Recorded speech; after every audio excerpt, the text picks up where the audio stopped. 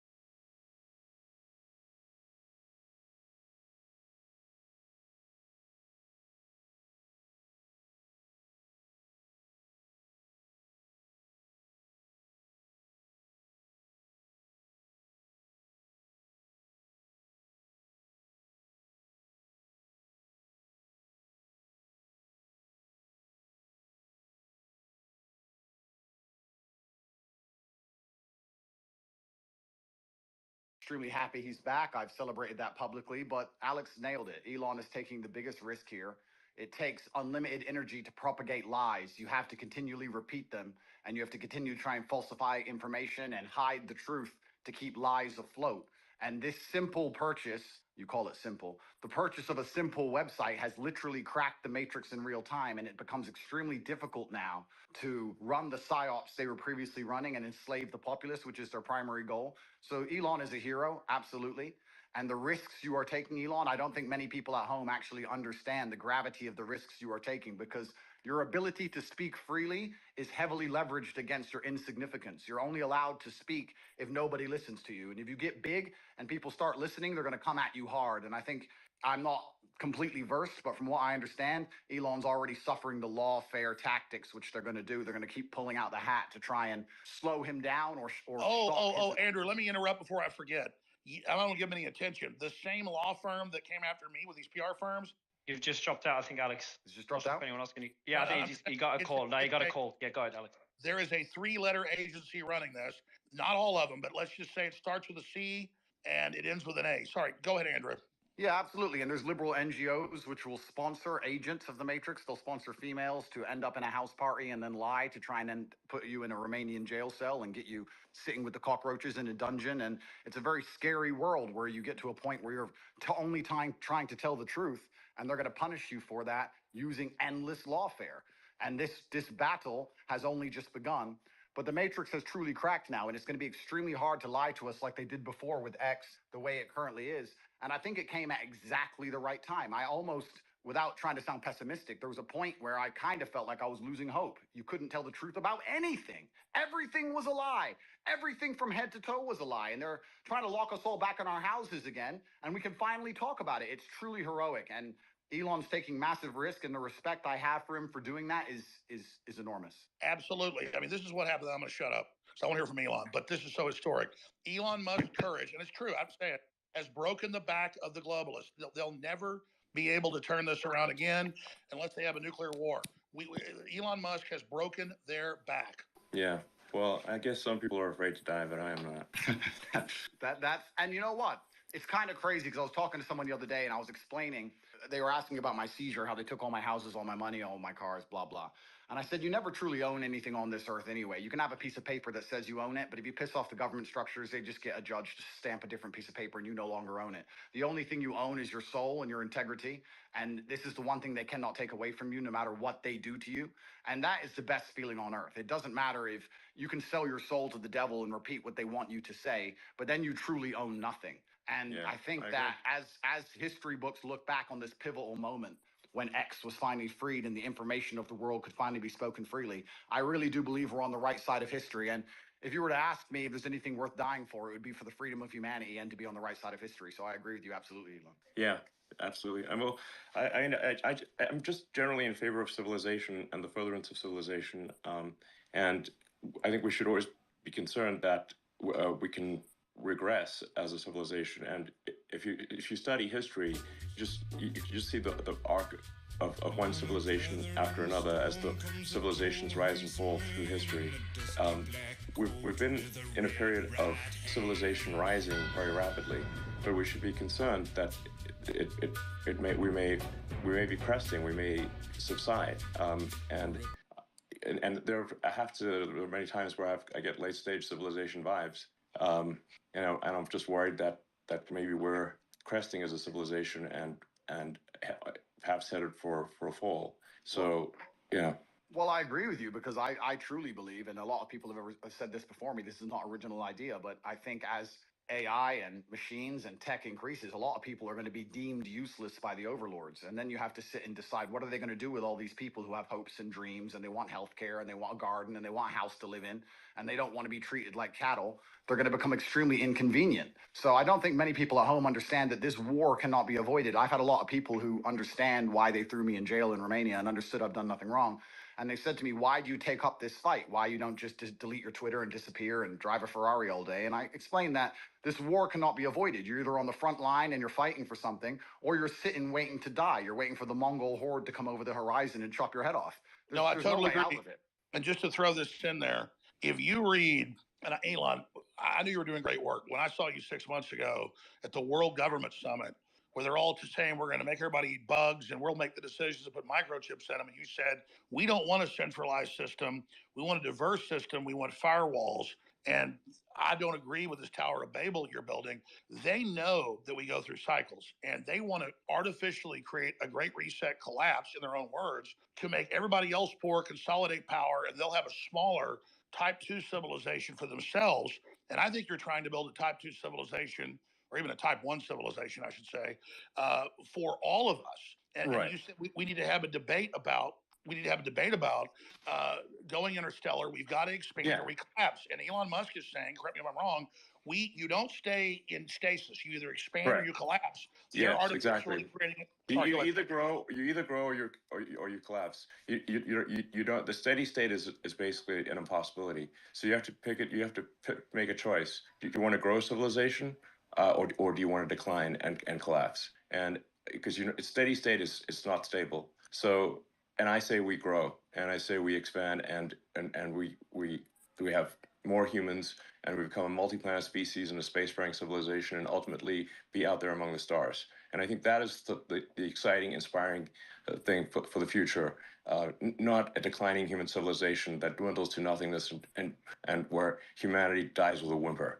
And that's the bottom line. I think it is the battle of people who believe in humans and humanity and want it to expand against people who are so selfishly going through the earth and so selfishly orientated that they don't care about expanding civilization. They just want to control the humans that are currently here. And Andrew, I totally agree with you. And an arrogance. I totally agree. Let me throw this caveat on it, because I've read the writings of Bill Gates and Klaus Schwab and the Club of Rome. They know we could easily expand. There's plenty of room, hundreds of billions of known galaxies.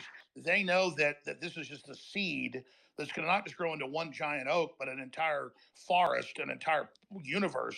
And so they want to shut everybody else down because they can't deal with the competition from the Elon Musk that come out of the general public. They want a global tyranny so they can direct it and control it, so that they direct the expansion. And we can't let that happen, because they literally talk about it in Agenda 21, the official UN plan, a 90% world population reduction. So we need to go with the Elon Musk plan. And that's why I tell people that get upset, they go, Elon Musk is involved in every advancing technology. The globalists are pushing that too. Well, technology is like a gun. It's whose hand it's in.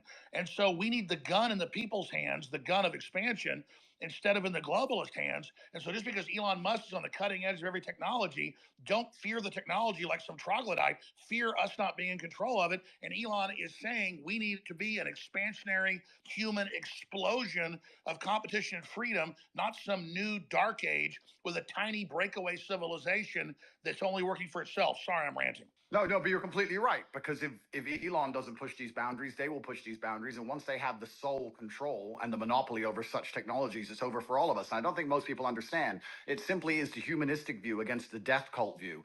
And there's people in the world who have no interest in growing humanity, no interest in advancing the species as a whole. Their interest is in power and control. And all they want to do is have absolute power over the people that currently exist and their children. And you can talk about all the perverse reasons they want to do those exact things. But it's truly scary. And all the people at home who don't really understand the gravity of this fight, they seem to think it's right wing, left wing, ha ha ha. Yes, exactly. They're thinking about it the wrong way. It's sorry, I just got a little X here. But you're totally exactly. This right left it's the wrong way to think about it. It's the sort of the extinctionists versus the pro-humans. And once you see that it's extinctionists versus the pro-humans, then it becomes very clear. So Elon, when are you going to? I know you got 100 irons to the fire, but when you talk about we need to create a plan B for humanity, well, that's really no. It's not a plan B. I mean, an alternate master plan, because the globalists are controlled right now. You're trying to wrest control with us, helping. I mean, when are you going to put out your battle plan, or are you already putting it out in pieces? No, I mean, what I'm saying is that actually, I think we should expand humanity. Like basically, we should have basically more kids. Population should increase, and we should become a multi-planet species and make life multiplanetary. Build a self-sustaining civilization on Mars, and then ultimately, this will be long after I'm dead, probably, but almost certainly, we can go to other star systems and go out there and, I don't know, maybe we'll find some long-dead alien civilizations. And I don't think we want to be one of those lame one-planet civilizations that never got beyond, its home planet. I mean, we gotta, what are the aliens going to think of that? It's like we got to make a good showing. Team Human. Well, Let's go. and that would absolutely that would be LFG. certainly disappointing. So- But it's essential, and truthfully, it's so amazing we'd even speak about these things. Only 2 years ago, you couldn't even speak about these subjects, but it's so pertinently obvious to anyone who pays attention, and it is scary. And expansion and humanistic views are certainly the way to progress, and it has to be done. There's no other way. Just like a business, just like you guys said, if you stand still, you die. And it takes a few brave people to break the matrix. You have to break the dam. And I think bravery is so important because it puts a crack in the dam, and it shows that if there's people out there brave enough to risk getting canceled, risk lawsuits, risk lawfare, then it's going to inspire bravery amongst the rest of the populace. And it becomes extremely hard to lie to brave people.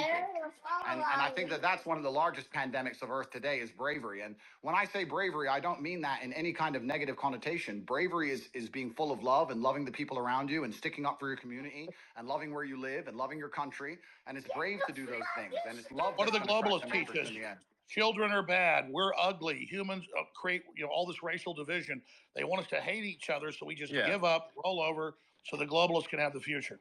I would just like to I think say the here. globalists are short-sighted too, because the thing is that you can't really separate yourself from civilization. So I think those who are sort of advocating, it's really, I think it's just logical to be pro-civilization. You don't actually necessarily have to be altruistic. You just have to think long-term and say, obviously, you cannot exist in any good way without civilization. I mean, just watch one episode of Naked and Afraid, and see how much you want to go live in a forest by yourself. Well, we're in a super pivotal moment now. And the reason we're in a pivotal moment is because the machines cannot do the policing as of yet. My brother and I often talk about how bad COVID would have been if they had Terminator machines. You didn't have your mask on. You couldn't even appeal to the empathy of the person who knew how insane it all was. As soon as the machines control the policing, it's absolutely over. And we're not that far away. So we're in a very pivotal period now where the bravery that's required to resist the globalist oppression has to happen now. Soon the technology will exist, and it's over for everybody. We are at critical crossroads right now in the entire future of the human destiny, and I called it Plan B, but I mean, Elon, what do you call it? Just an alternate plan for humanity? Because we could have a debate because the Black Rocks and the globalists are right now in control. If they were 100% control, you and others have felt rested to maybe they're in 80% control. They're losing control very quickly as people discover what they're doing. But what would you call the debate and discussion about a pro-human future? Just team humanity? Yeah, team humanity. Absolutely. That sounds good. But I think something that is really important is like you just literally have to have kids, or there's no next generation. Alex, do you have kids? Yes, I do. I'm not as prolific as you, but I wish I was. They're the best thing in my life. I have 4. Okay, great. And Andrew?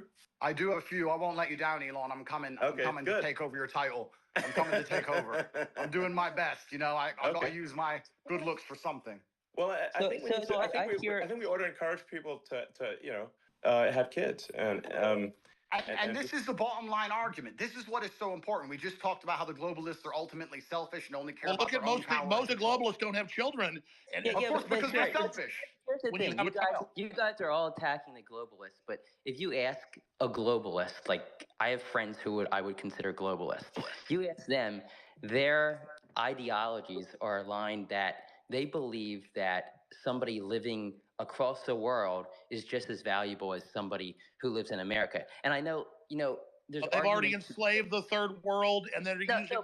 But that's not how everybody who you would categorize as. No, you're right. There's a lot of useful idiot globalists, but the globalists at the top are depopulationists. That's their religion. So maybe if you want to look at the top, you can say globalists at the top. Some of them might have that view, but if you just talk to an ordinary person who views themselves as a globalist, they're not saying, "Oh, I'm evil." They're not an evil person. They just have this belief that every human being around the globe is equal. That's I would all call they're that an looking at. internationalist. That's an internationalist. A globalist wants one world government run by corporations. Yeah, well, I mean, I think you can label them differently, but I think if you talk to somebody who's Well, a Henry globalist, they're gonna. Kissinger was a globalist. Zbigniew Brzezinski was a globalist. I'm not trying to be mean to you, but their number one rule is the Earth is too small. We can't expand. We've got to bean count and put everybody on rations.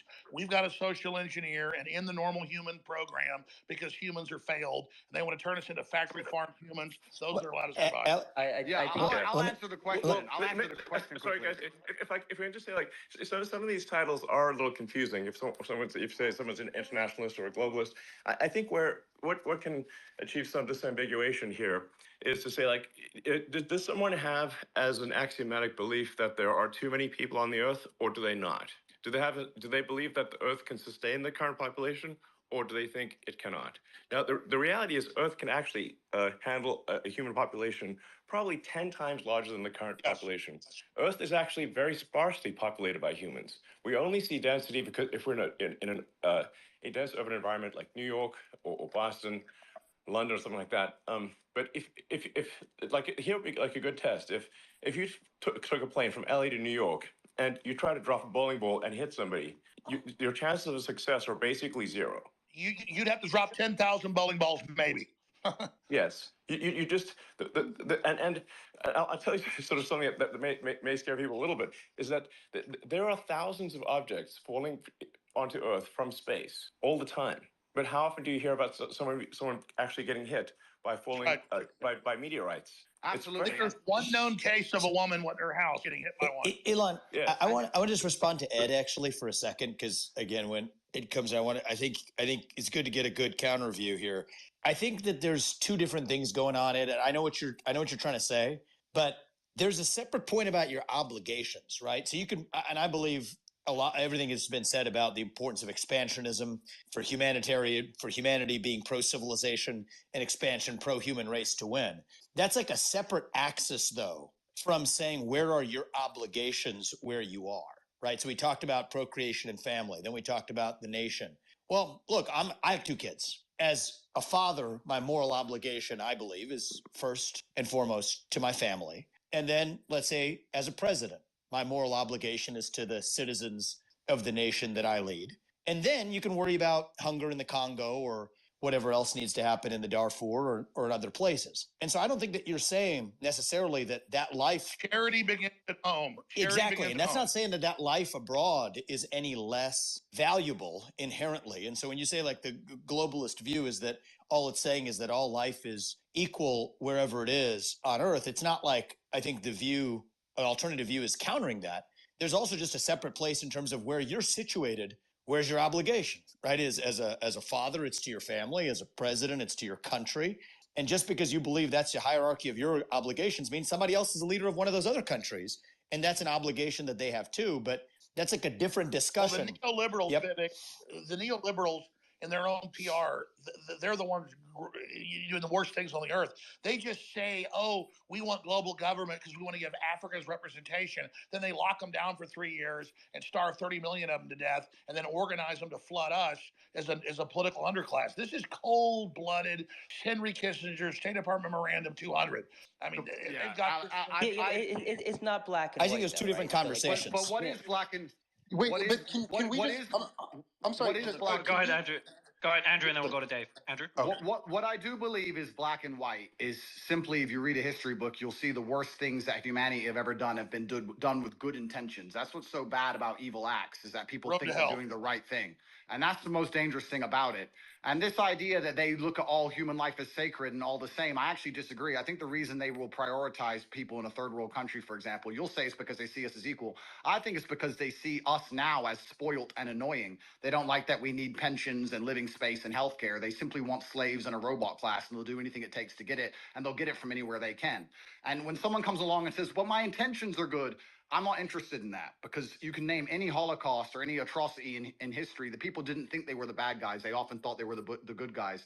And I guess the easy way to look at life is you want to be having as many children as possible. You want to pray other people do the same, and you want those people to enjoy freedom. And anyone who's coming along restricting speech, restricting access to certain things, restricting movement, restricting, all they're doing is trying to restrict so they can control. And nobody in a history book ever who did that either was the good guy. I think it's very clear to see who's on the right side of history and who isn't.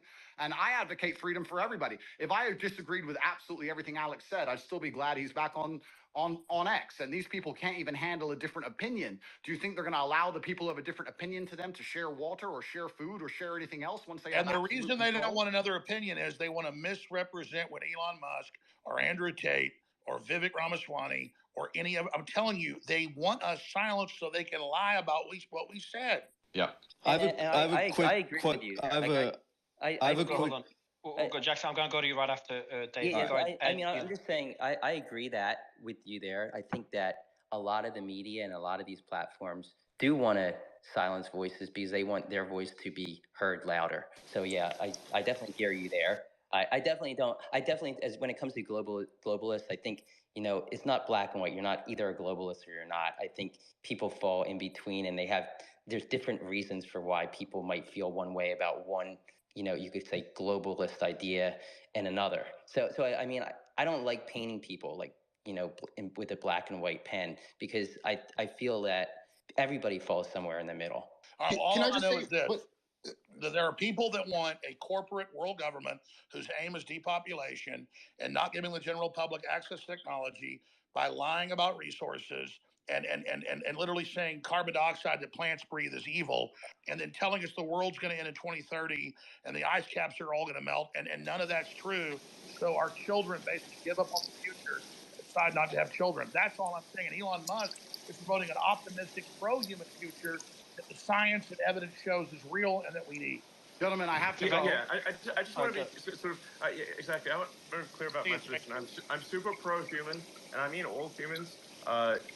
Humans in America, humans in somebody's Africa, got their thing Asia, open, and everywhere else. Got their phone open in the bathroom. Yeah, that's Vivek. Vivek, that's your phone, Vivek. I'm not able to mute you, Vivek. Perfect. Go ahead, Elon. Sorry about that. So, well, I hope you feel better. I feel great. Thank you. Sorry about that, guys. I'm super pro-human, like for Team Humanity here, and I just think we want to make sure that people have a positive view of the future, and I think I encounter a lot of people who have actually very pessimistic conclusions about the future, and if you try to unpack that and say, where does that pessimism come from, and I think like these are like good people, like they have good intentions. I think they think about things. Often come from is believing that there are too many humans on the planet. This is false. Earth can easily sustain far more than the current population, but they've been told this thing and they've believed it, and it is false. I'm going to sign out. I'm very pro-environment, obviously. Bye, Andrew. I might have done more. I might have done more, for sustainable energy than maybe any single human.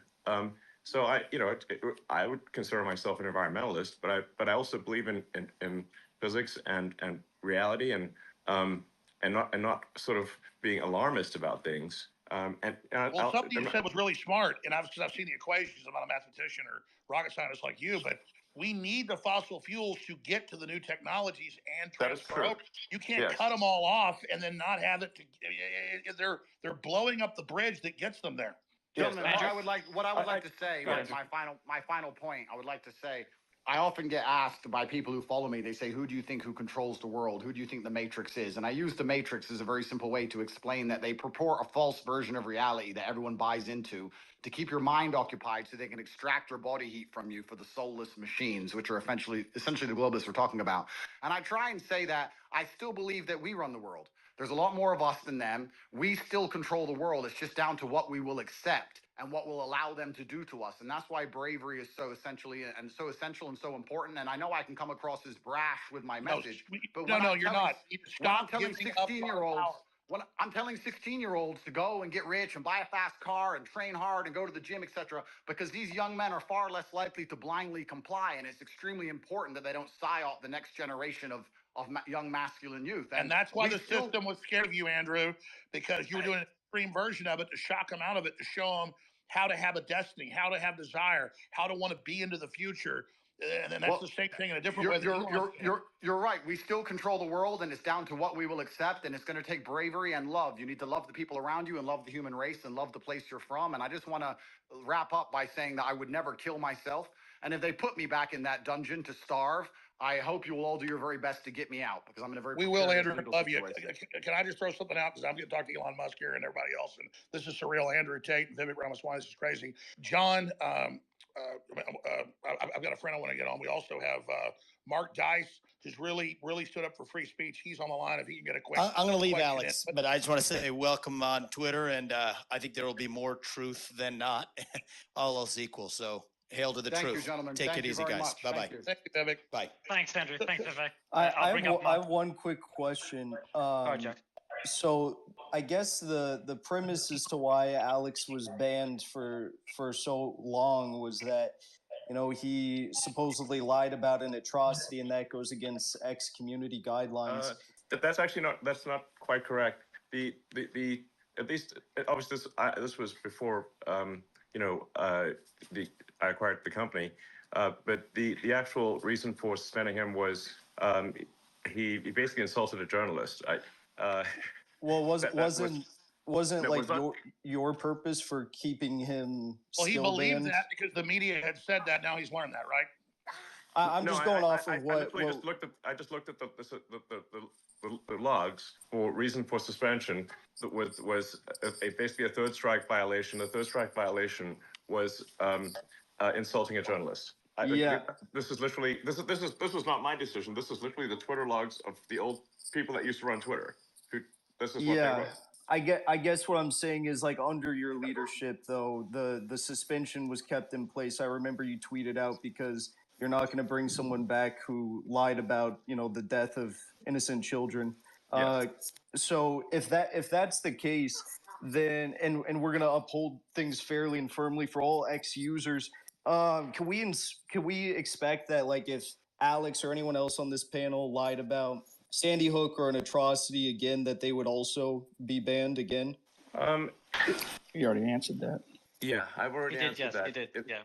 And It just if depends on that, the okay, context. so if that is the case, the platform will adhere to the law, and we will adhere to the law. That is what this platform will do. So if somebody says does something illegal, then they will be suspended. If they do not do something illegal, then we will try our best to avoid any kind of permanent bans unless someone does something fundamentally illegal. Elon, I don't know. We're just trying to stay true to the Constitution of the United States in America and the laws of the country as decided by the citizens. Elon, how you go ahead, Alex? And Elon, way more interesting. And I just asked one question of Elon. Elon, it's great having you here in Texas. You're kicking ass. You're Texas through and through. Your whole spirit. We love you. Whatever happens with Trump down the road, should we change the Constitution so you can run for president? Would you ever think about that? I would like to stay as a technologist and build rockets and electric cars and technologies that hopefully have a good effect on the world and advance civilization. That would be my preference. I would not like to be president. So I would just like to build things that are further civilization. That's my goal. I think that's a smart answer. Are you concerned if the deep state establishment, we know it's not just one group, is able to kill Trump or not let him run for office for the repercussions? I mean, are you optimistic for the future currently, or just how do you feel about the election coming up? Well, I think it will not be a boring year. That's for sure. I think it's going to be eventful. I suspect. I don't know. You seem to be quite concerned that people will try to assassinate Trump, but I don't know. I mean, obviously, and I'm against assassination generally. So I guess if Hitler was alive, I'd be in favor of assassinating him. But Stalin, that kind of thing. I would be too. Your attitude is you can sell the world on freedom and humanity 2.0 and a new renaissance. The establishment will just step aside because our ideas are so good. Is that what you're saying? Look, I think what I'm saying is that I think it is very difficult to predict the future. That we're certainly going to have a very contentious election and perhaps some contentious elections worldwide. The X platform will strive to be as truthful as possible about what's going on, and to that's going to be the goal. And SpaceX is going to build rockets, and Tesla's going to build cars, and as for what will happen, I don't know what's going to happen, but I think that, Matt, is there any big 2024 is going to be quite the encore for 2023 is my suspicion. I know you've talked about incredible jets you want to invent, so many other things. Is there any other big invention you've got on the drawing board in the back of your mind that you haven't announced to the world that you want to tell people about today? No. This would not be the forum for announcing any new products or technologies. So, I mean, we do have, the Neuralink chip, which I know some people might be concerned about, but that's really something that will take a very long time to be in any kind of widespread use. We've got the first use, the first patient will get a Neuralink chip. This is a quadriplegic, and it will enable them to control their computer and their phone, and then my uncle was in a motorcycle accident and he was having seizures about to die, couldn't even walk. He got one. It's not one of your brain chips, but a brain chip. Yeah. And actually, he can walk and talk and is happy now. So that's not bad. Exactly. So, I mean, it's the regulatory stuff on this is very intense. So, the first one will have, you could think of it sort of like a telepathy. You can sort of control your computer and phone just by thinking. So it's kind of like telepathy. And then the one after that will be, I don't know, we're trying to think of a name for it, but you can think of it like blind sight. Even if somebody has lost both eyes or lost the optic nerve, is completely blind, we can actually give them some amount of sight. Or that. Ultimately, I think high resolution sight, kind of like Geordi LaForge from Star Trek. You could actually see in multiple wavelengths. You could see ultraviolet and infrared, and you even see radar if you want. And by the way, for people that don't know, Elon's not lying. Even in MIT papers, they've actually done tests. That's what they say though. Is I know the problem is just narrowing the sight to our bandwidth. They say these people see everything, right? Like a full spectrum. Yeah, you can have it's a point at which you have a camera. You can have a camera that can receive photons of many wavelengths. So you could see, even in darkest night. And you can see ultraviolet, you can see infrared. Like I said, you could even see radar if you want. So, wow. It would be a kind of thing that would, it was probably trademarked thing, but I think blindside is a cool name for it. It's like even yeah. Can we get one question from Mark Dice, because this is the best interview ever. Mark Dice is a great journalist. He stood up for me for the last 5 years when nobody else would. Mark, quick question from Mark, please. A comment, really, just to reinforce to everybody listening, all the journalists, and thank you, by the way, Elon, for unbanning Alex, for everything that you're doing for the platform, for humanity. But I just want to reinforce, and I'm glad you retweeted this, Alex, the reason why Twitter cited Alex being banned, contrary to popular belief, not because he entertained some conspiracy theories about Sandy Hook, as crazy as they were, and Elon just confirmed that the Twitter logs said this. He confronted Oliver Darcy, a public figure on public property, when he was working in the capacity of a journalist, and they cited that as. But Mark, that's old news. Let's move on from Alex Jones. Well, we're talking to Elon Musk. What's your question for Elon Musk? I didn't see the Twitter file in the Twitter files. Can you release data about the choices that were made regarding the trending list? Because the trending list drives the news cycle, as you know. And they can create a self-fulfilling prophecy by manually inserting topics in there, getting people to talk about them. It becomes a topic. It becomes news. Did I miss that in the Twitter files, or was that just not released? I would like more data on the manipulation of the trending list to manipulate the news cycles over the previous ownership. Yeah, well, there was a significant manipulation of the trending list, and worldwide. I mean, you can just, I'd say, like, as a general rule of thumb, whatever conspiracy theory you've got about Twitter is probably true, even more true than you think it is. Are you taking precautions? Now, good. Yeah, I think the path to, having a sort of a clean system is maximum transparency. So that's why, like for community notes, the software for community notes is completely open source. You can see every line. The data for community notes is completely open source. You can see the data, you can see the logic, and you can independently create the community note conclusion. So you can tell right away if there's manipulation, and there's always going to be some with these things. It is not black or white. There's always going to be some degree of manipulation, but you just want to try to put as much sunlight on it. As I say, sunlight's the best disinfectant. You want to have it be as clear and transparent as possible. This will minimize the amount of manipulation. So the more visible something is, the less it is in the shadows, the cleaner it will get. Will not be perfect, but it will be much better than something that is hidden. One other point, I hope that you're making precautions for the possibility of X being banned from the App Store, using it as a save to home screen type of a feature. As you know, that's probably a very real possibility over the next 12 months. But one other thing here, and again, appreciate your time.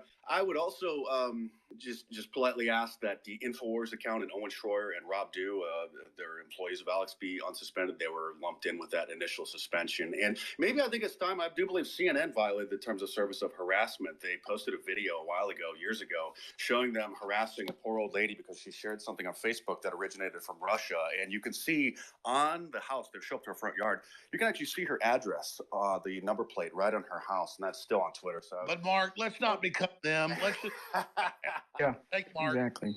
yeah, I just kind of want to troll them, give them taste of their own Well, medicine. But anyway, I do want to be clear that doxing, which includes revealing the pseudonym of someone. So I want to be clear. Sometimes some publications have claimed that revealing the pseudonym of someone is not doxing when it obviously is, will result in at least a temporary suspension. We will be very reluctant to give permanent suspensions, but we will give temporary suspensions for any kind of doxing activity or anything that endangers the health of another person in a meaningful way. And that includes major publications. That it does not matter who you are.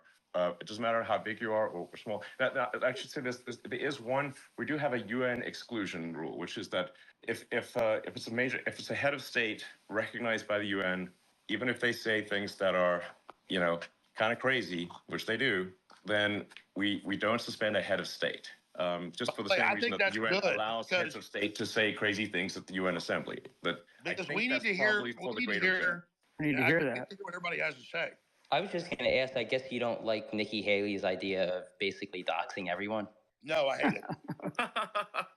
Hey, yeah, that's crazy. Look, the thing is that a lot of people obviously would face repercussions from their employer or from their government or from some organization if their identity is revealed, and that therefore inhibits the public dialogue. People, there've been professors who've been suspended for favoriting things on old Twitter. They literally got suspended for just tapping a favorite button. This is so you can say, like, look, if a tenured professor can get suspended from their job for just liking a post on the X platform, then obviously there is some need for people to be able to post things anonymously. Otherwise, they simply will not be able to speak their mind. Absolutely, for fear of losing their job. It's anti-whistleblower, but I just want to say this because I think the community notes is the best thing ever. Even if somebody says something really horrible, I think there should be some buffer zone to at least let them respond as much as they can before they get banned. Because what I see everywhere is the PR firms will say somebody has said something they didn't say. They create this woke mob response. Then the person's taken down, and then most of the time, it's not even true what was claimed. General? Yeah. Anyway, we're very much are on the side of freedom of speech, which is really just saying, in America, we're gonna uphold the Constitution of the United States, and that's what we're gonna do, and uphold the laws of the country. And if the laws are changed, we'll then change our behavior to match the laws, and we'll do so. And we also can only match the laws in other countries, because sometimes people will say, well, why don't you demand freedom of speech in some other country in the world? I'm like, well, we don't make the laws in that country, and if we don't adhere to the laws of the country, they will simply cut us off. And so we can't do more than that. So that's we're basically. What about the other factors, Elon? Before going to General Flynn, you've got obviously laws, but you got the revenue still running a business, and you've got external pressure. How do you balance all these when fighting for free speech? Well, we're gonna obviously favor free speech. I believe my action has been very clear in this regard. That if it is a choice between money and freedom, we will pick freedom. General? Yeah, thank you, Mario. And thanks for hosting this thing. You're doing a wonderful job. This is really a question for Alex and Elon, a statement. And I wish Andrew and Vivek were still on. But you know, we've talked about these different sort of array of forces between, you know, the globalists and the humanists, or whatever the right descriptors are. Yeah, what I would really like to see, and I would love to hear Vivek's take on it, because I think he's such a wonderful debater. I'd like to know if there's possibility to set up a intellectual debate between, you know, the Alex Jones, Elon Musk, Andrew Tate, Vivek, probably throw Tucker in there. Maybe there's Joe Rogan, against a debate, an intellectual debate against the Klaus Schwabs, the Bill Gateses of the world, and then there's others. They won't do it because we'll kill them. I disagree. I mean, this is how we fight today, right? We are fighting in an information domain. Andrew, I wish he was still on, because I'd love to hear his take. Because Andrew starts to imply, and there's a lot of people that imply this. We're going to move to something that we don't want to, a place that we don't want to be, because of this.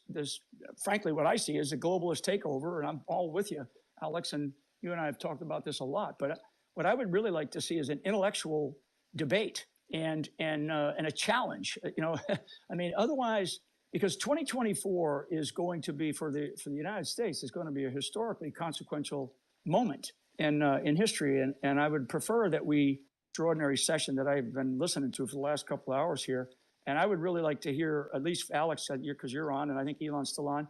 What do you think about setting up some type of intellectual debate, or at least array on X?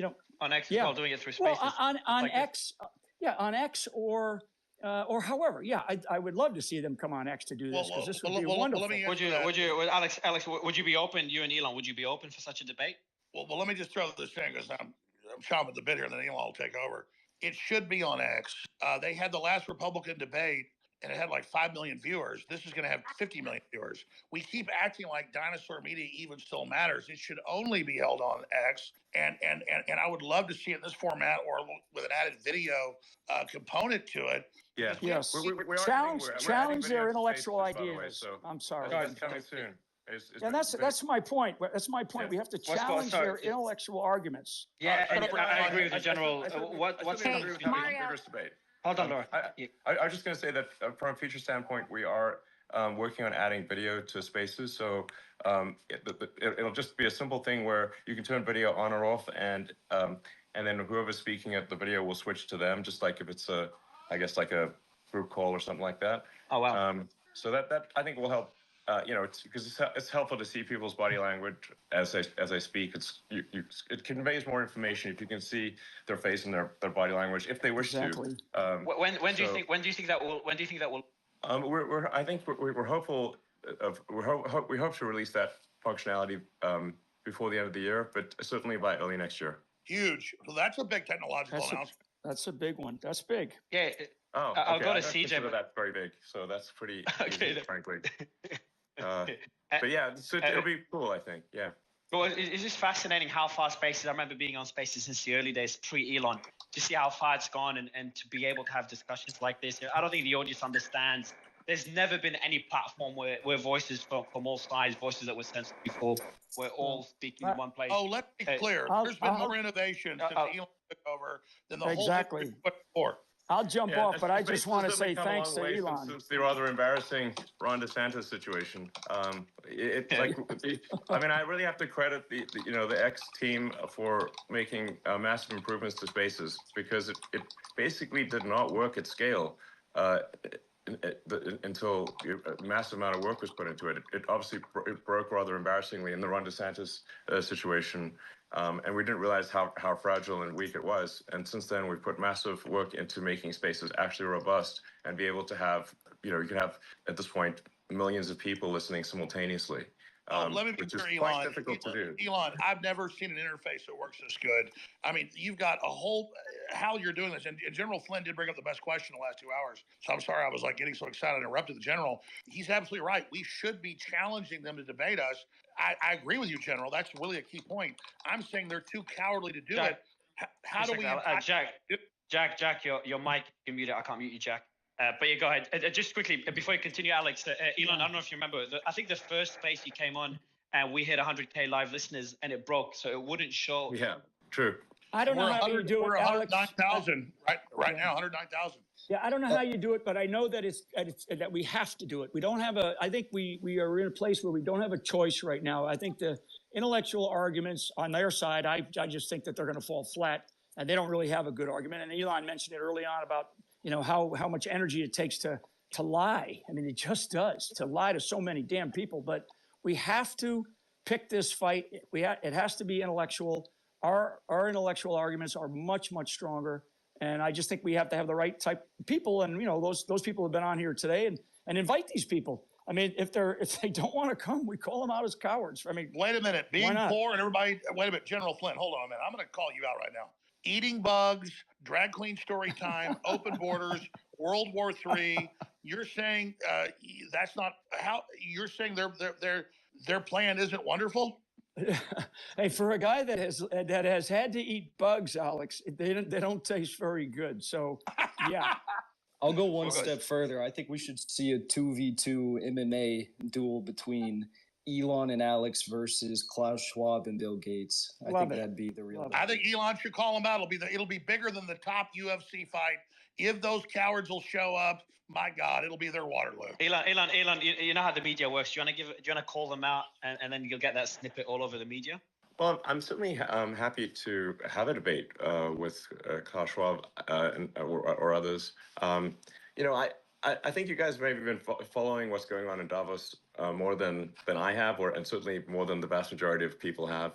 I think most people don't even know that there is a conference in Davos or the World Economic Forum. I've only seen snippets, but some of the snippets are concerning, and I don't think we should have sort of an unelected quasi-governmental organization deciding our future. Who said who made them the boss?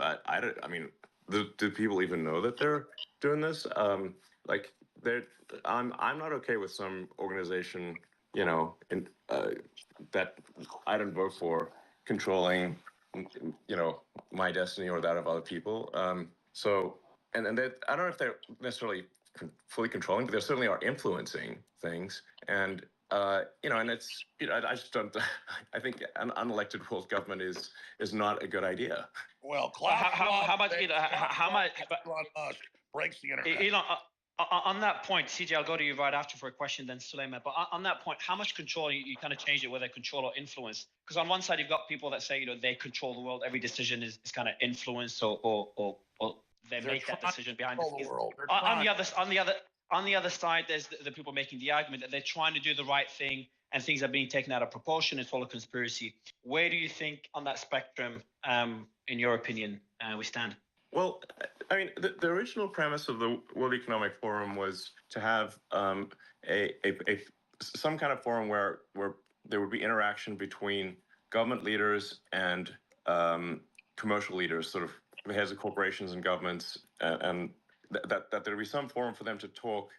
And like that original premise, I think is not a bad one, because right now you've got the UN, but that's just government to government, and you've got a bunch of sort of individual situations where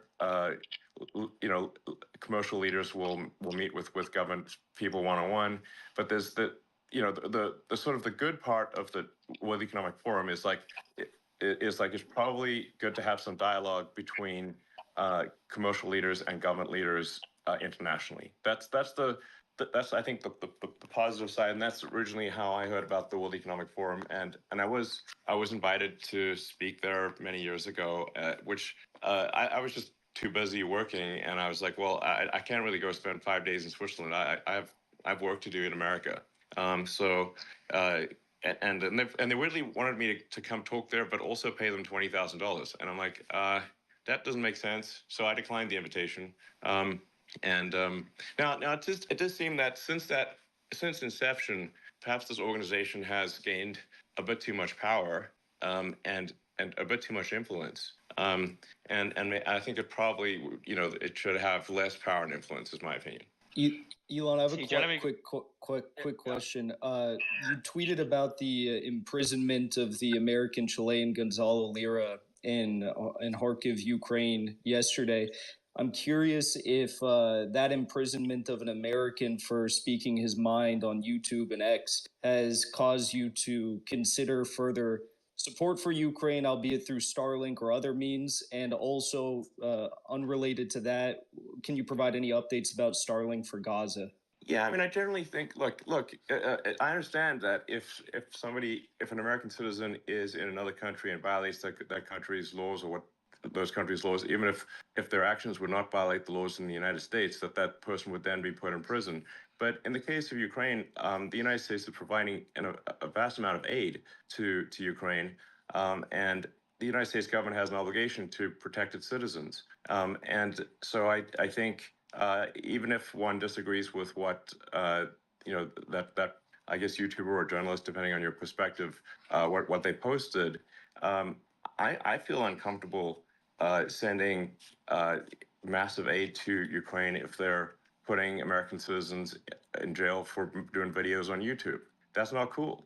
And it's like, and you could say like, okay, well, yeah, but Ukraine has the sovereignty in their country. It's like, yeah, but they don't have a right to our money as well. So it's like, they don't have a right to our money and support, and to imprison and mistreat American citizens. Well, that's right. And look, I Pick one. don't have a dog in the fight.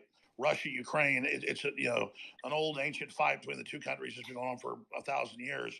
It's a Slavic civil war, but Ukraine is arresting the Orthodox Church. Ukraine, even the mayor of Kiev has said Zelensky's becoming a dictator. So all I'm saying is this black hole we're feeding hundreds of billions into, we should at least be able to debate it. And if an American journalist is critical, he doesn't deserve to be put in a gulag. That is very dangerous. I agree, Elon. And as for Starlink for Gaza?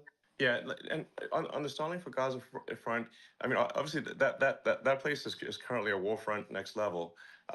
So in order for Starlink to be used in Gaza, terminals have to be brought in, and they have to be, used in a way that where it is there's a high degree of certainty that they are not being used for any violence. So now there are only really two ways to get into Gaza. One is through Egypt, and the other is through Israel. So if there was like a situation where, say, Egypt was willing to let a Starlink terminal in, and that we could have very high certainty that the terminal would not be used for any kind of military purposes or for violence, then we would support that. Egypt has not stepped forward, to the best of my knowledge, in that regard. And obviously we're not going to be played for fools here, where if an organization would perhaps pretend to be using Starlink for peaceful purposes, but then actually use it for violent purposes, we will basically ask for a webcam on that thing 24/7, and if there's the slightest concern about it being used for violent means, it would be turned off. So that's the situation there. I mean, it is a very difficult situation, and I am sympathetic to Israel, but I also I'm sympathetic to civilians in Gaza. So it's not. I'm pro-human, to be clear. And so Elon, yeah. it's just like, here's the deal.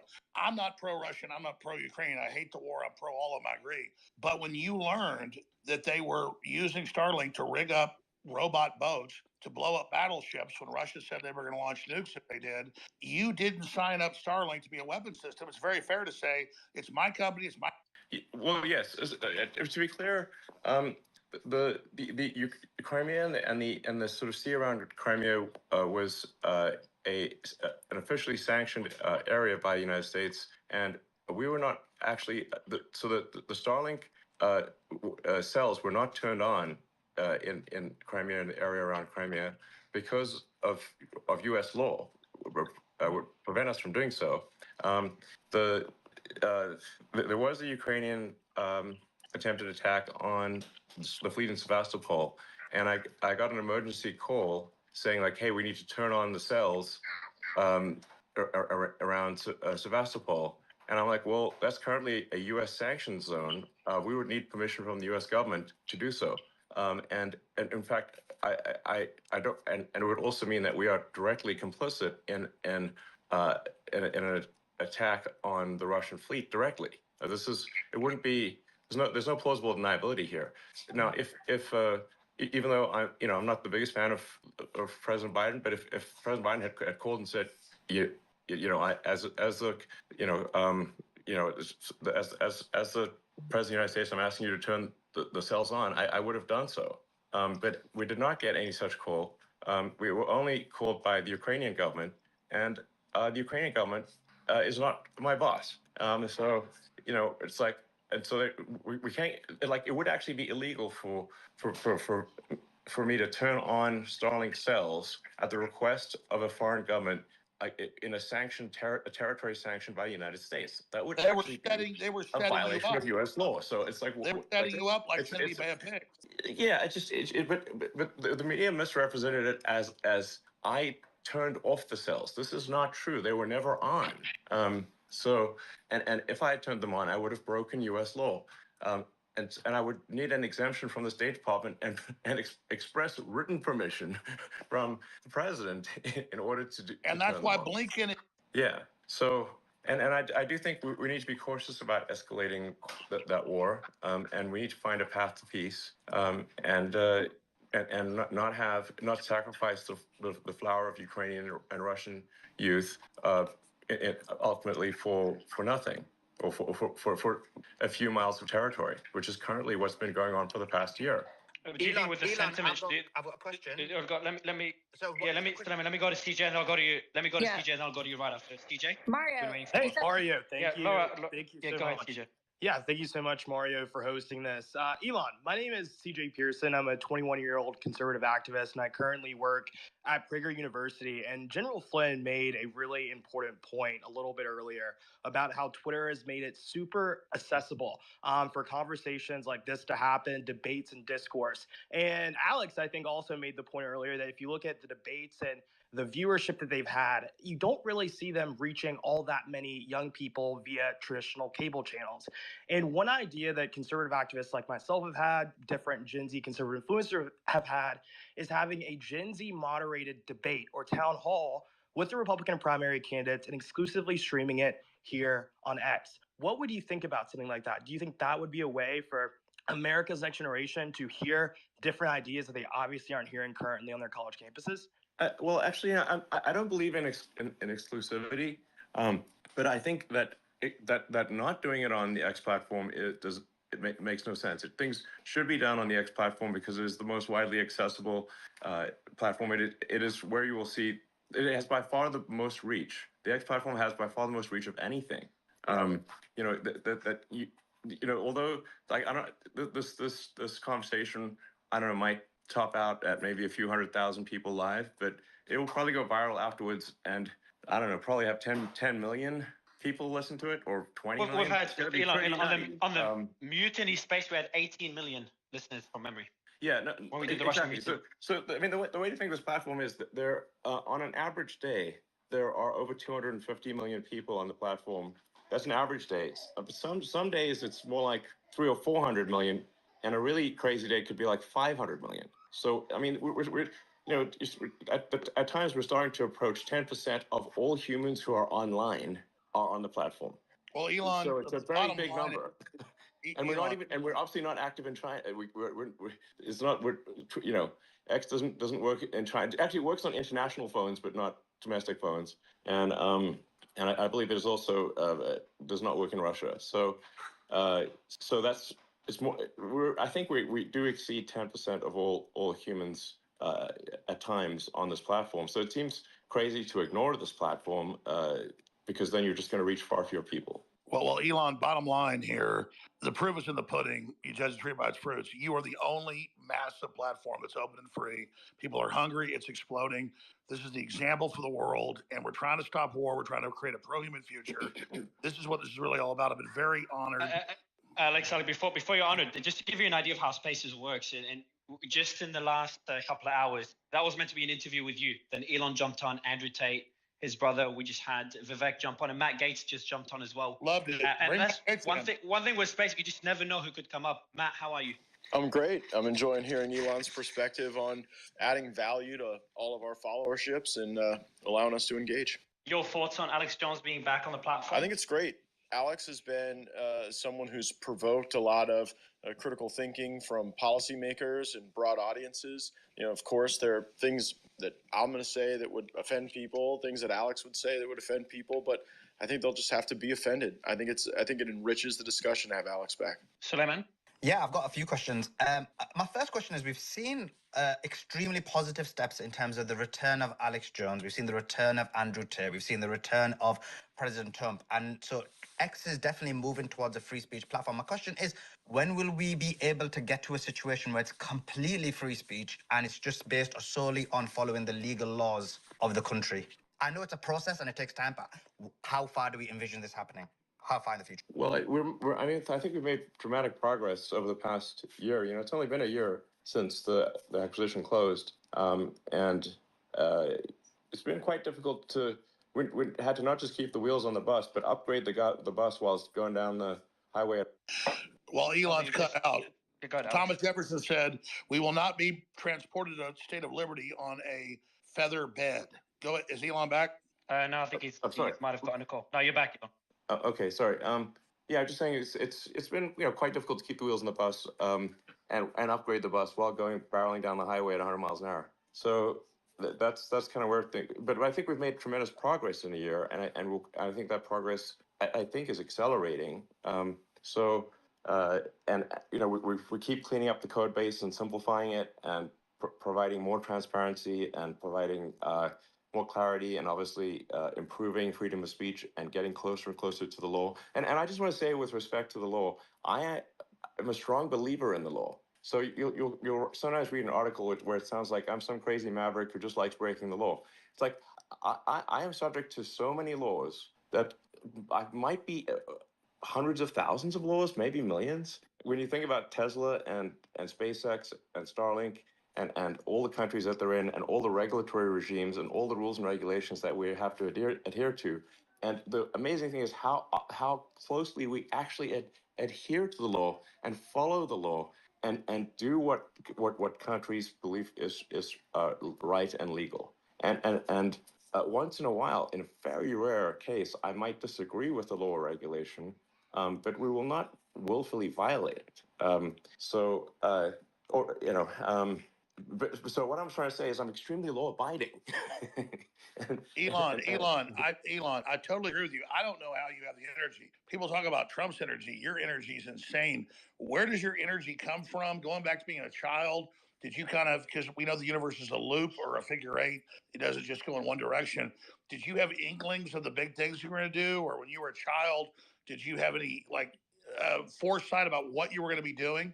No, not really. I just I liked technology and like taking devices apart and fixing them and building things, and I loved science fiction, fantasy, like Lord of the Rings and Heinlein and Asimov and Star Trek and Star Wars, and I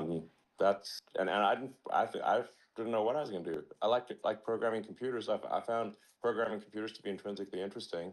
Not because I thought I'd have a job. Actually, I didn't think I'd have a job.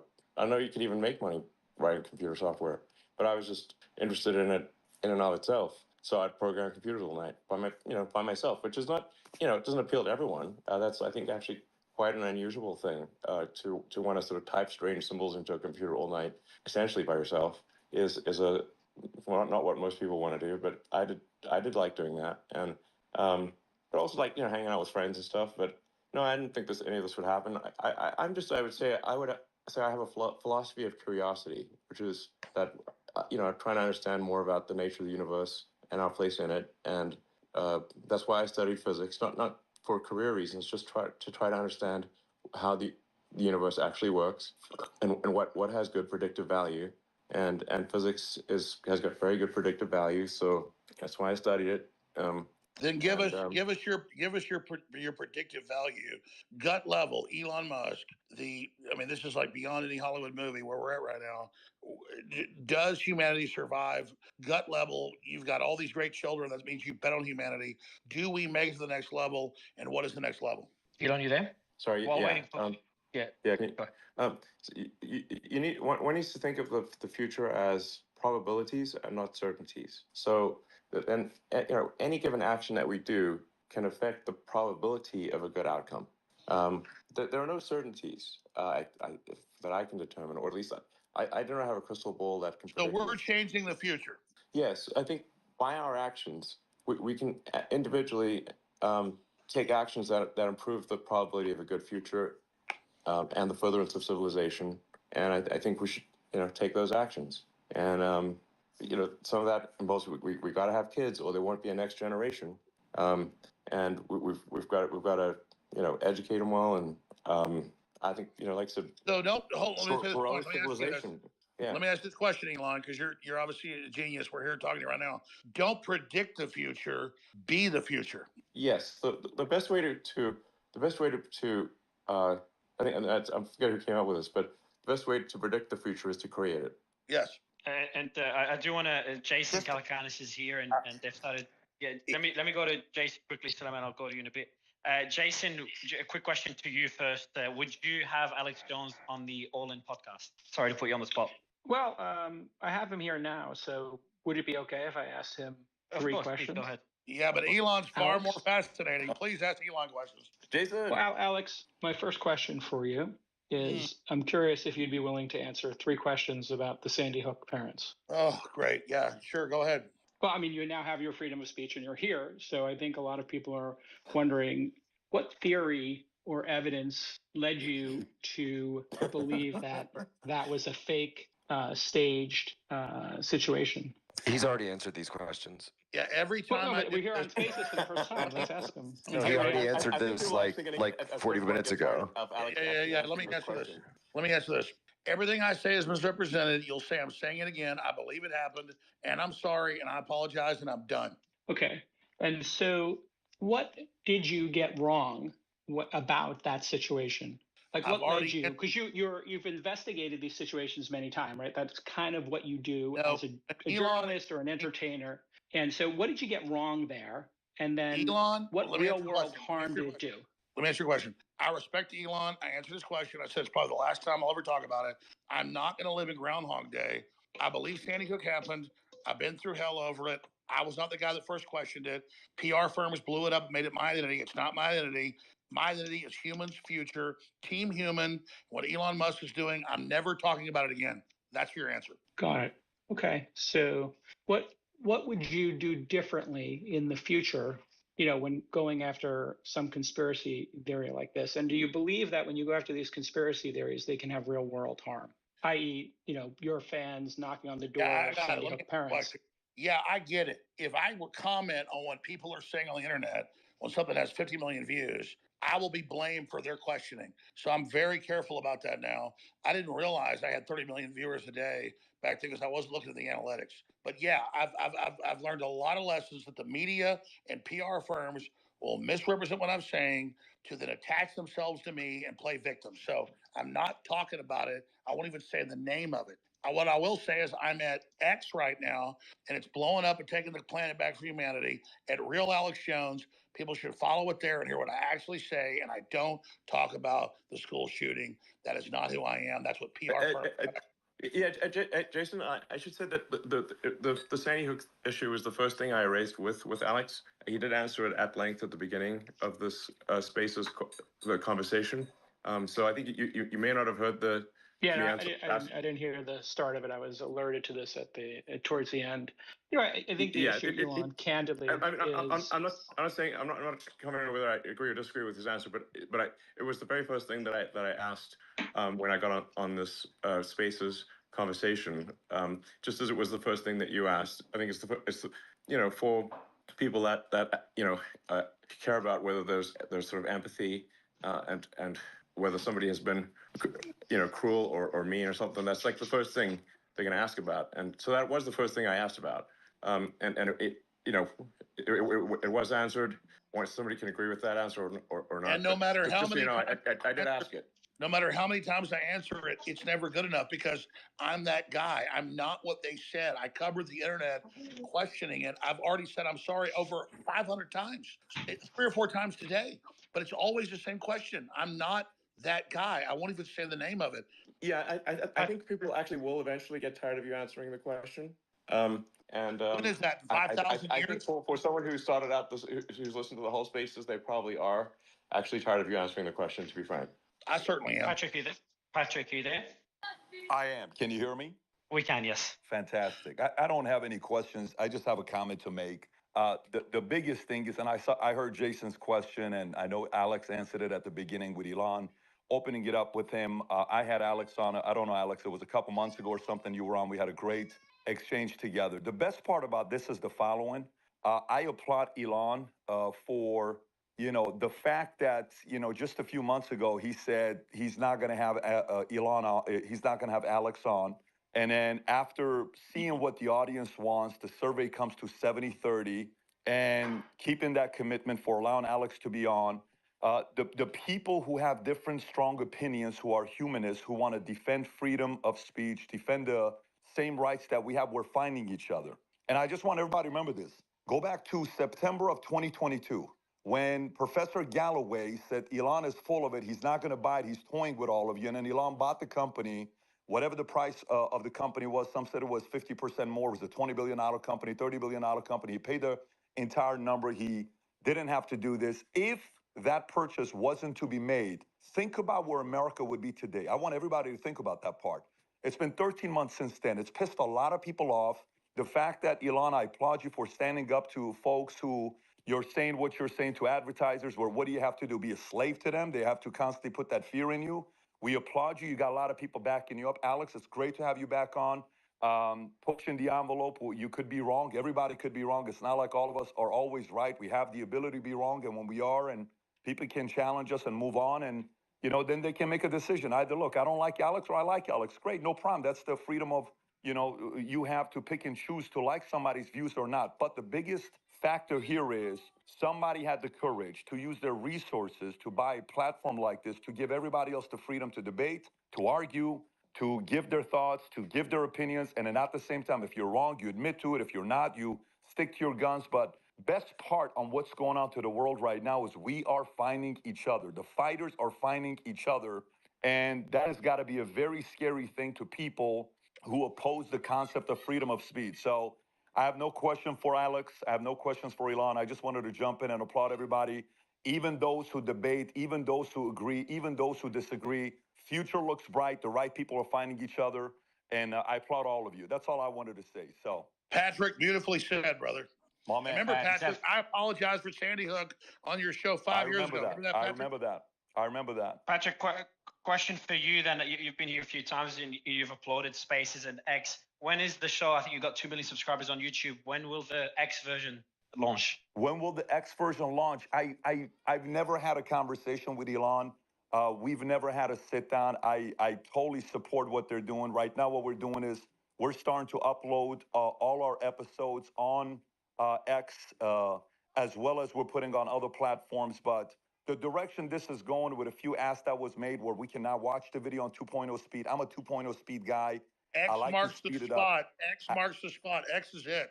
No, I totally see it going that direction. But no, I mean, look, it's look what's going on right now. Look at this live. How many people are on right now? I don't know what the number is. 118,000. 119,000 on a Sunday, where I'm sitting in my backyard right now watching my 4 kids play soccer, and we're able to jump on and have a conversation like this. This is insane. The power of what's going on with this. This is the future. I think this is just the beginning, and the right guy is driving it. So future looks bright. Sev? Yeah, this question is for Mr. Musk and Mr. Gates. So during the 2020 election cycle, we saw a lot of people be either deplatformed or noted for making claims of election fraud. Now, at the time that those claims were made, there was no way of knowing they were true or untrue because they hadn't been litigated yet. So going forward, as we're coming into a new election cycle, Mr. Gates, is there anything being done legislatively or in the House to ensure that that doesn't happen again? And the same question would go to Mr. Musk. Thank you. The strongest, I think, influence on that censorship regime right now is the Missouri v. Biden, litigation and the injunctions there that are being resolved, and some sort of the public humiliation we've put some of the senior DOJ and FBI leadership through as they've had to fess up to the nature of some of these emails and contacts.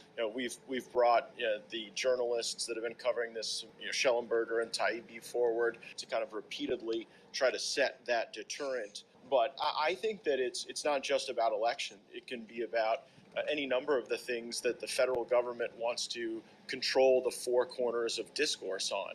And these are the people who would have would have banned Galileo, and yet when people want to share evidence or experiences or concerns, you can't have the Department of Homeland Security and CISA working alongside NSA and FBI on those projects. Otherwise, people start to fear that if they're not proactively censoring, that they run afoul of some sort of legal regime.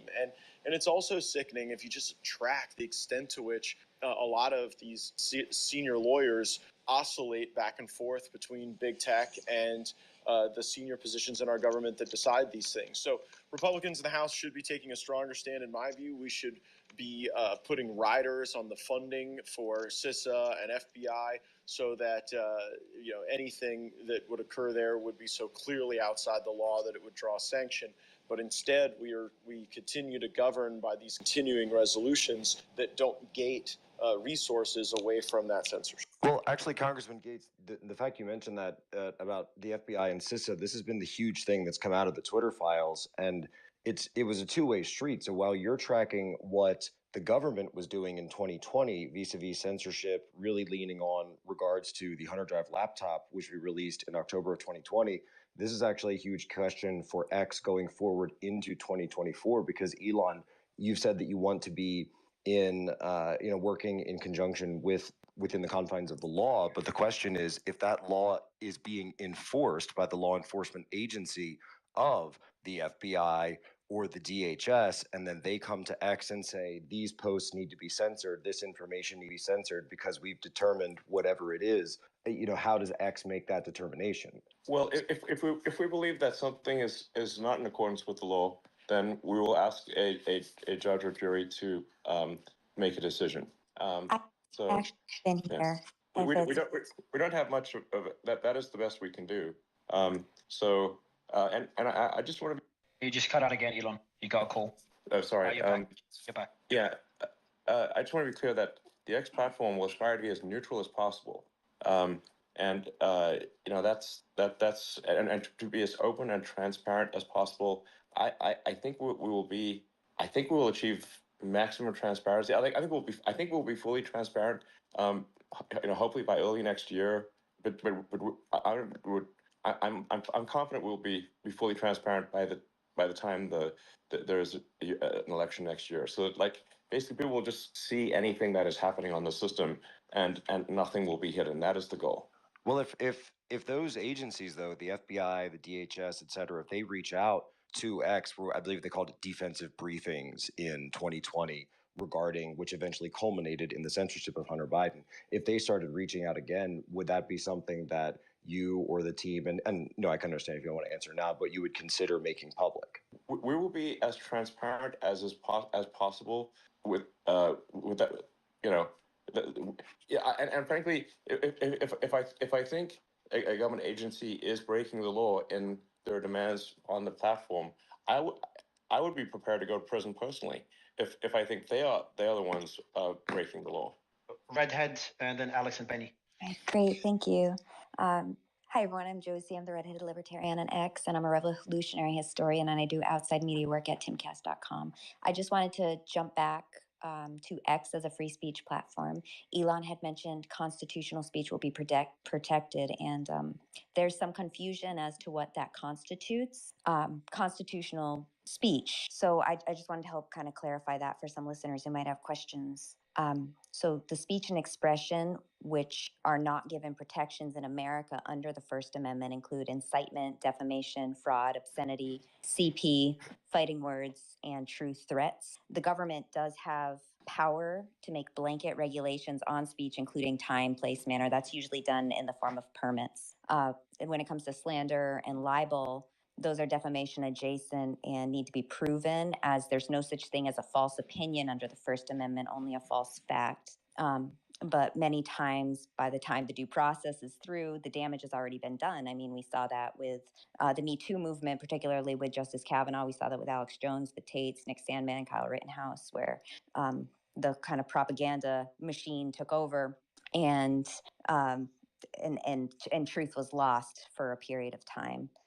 So when it comes to obscenity, that's the hardest constitutional violation to prove when it comes to the expression of that, because it has kind of a standard of I know it when I see it. So there is something called the Miller test to determine whether something is deemed legally extreme. So I hope that helps. Yeah, so we're not doing drag queen story time here. We're not calling for violence. We're not hacking websites. We're promoting freedom. That's why we're censored.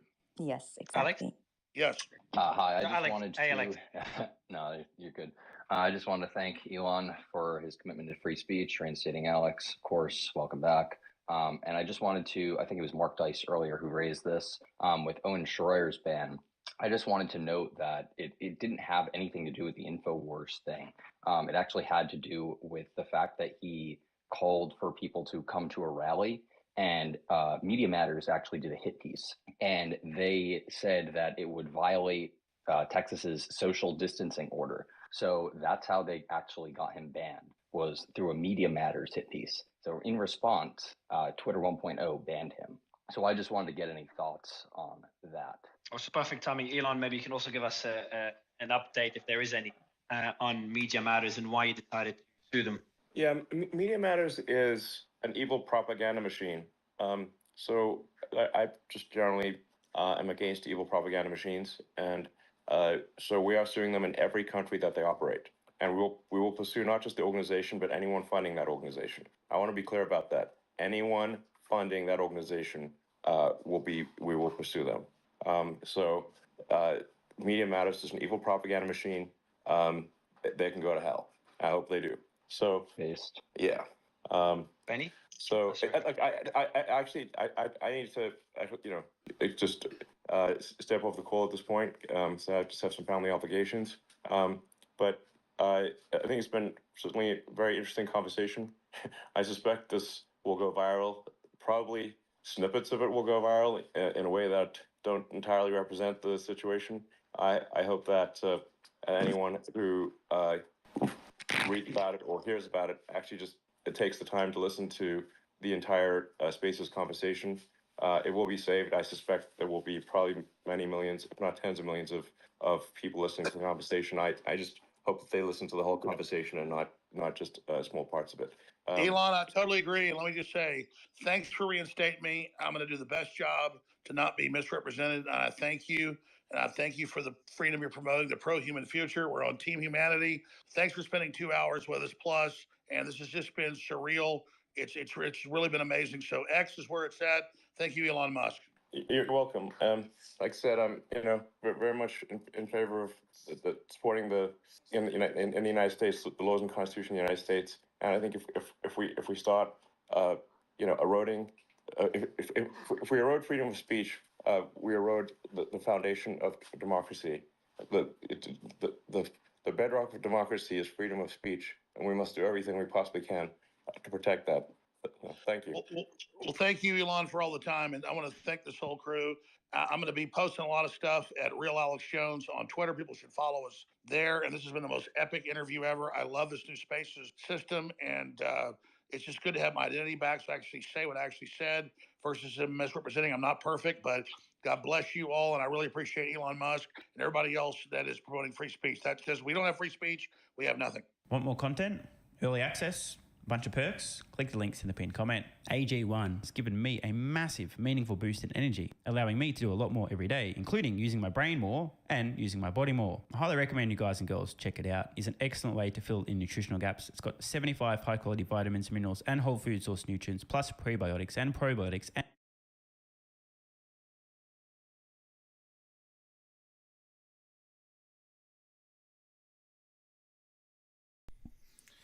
All right, I gotta go. I'm probably gonna do this tomorrow, but I'm gonna be messing around with like kicking YouTube or kicking Twitch.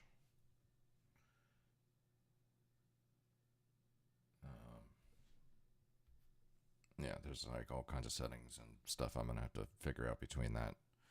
But yeah, thank you for anybody that was hanging out. I got finals I got to take tomorrow. It's just, this week is gonna suck, but hopefully I'll come out the other side with a little more peace of mind. But thank you, Helderose, Anoka, Conrad, Criticorn, frickin' Casey for stopping in, and yeah, I appreciate it. Like I said, this week's gonna suck, but yo, Alice McGee, what's up? It's been a minute. Yeah, this is a weird stream. This is my first time streaming on both Twitch and YouTube, so I decided I didn't put on the camera. I wasn't on the mic. I was just, fucking around with settings, and it seems to work fine with Twitch and YouTube. There's still some stuff I got to kind of tweak, but tomorrow I'll probably do it either with Twitch and Kick or YouTube and Kick at the same time. I can only do two unless I buy like their premium, the Restream premium product or whatever, and then I can do all three. But I don't think it's worth purchasing, at least right now. So tomorrow I'm going to be doing the same thing. I got a couple finals I got to take, and then I will, come on later at night and just kind of we'll find something to watch, and it'll be kind of, chill and laid back. But Alice, it's good to see you again. And I appreciate anybody that was hanging out tonight. But yeah, I will see you tomorrow. All right. Peace.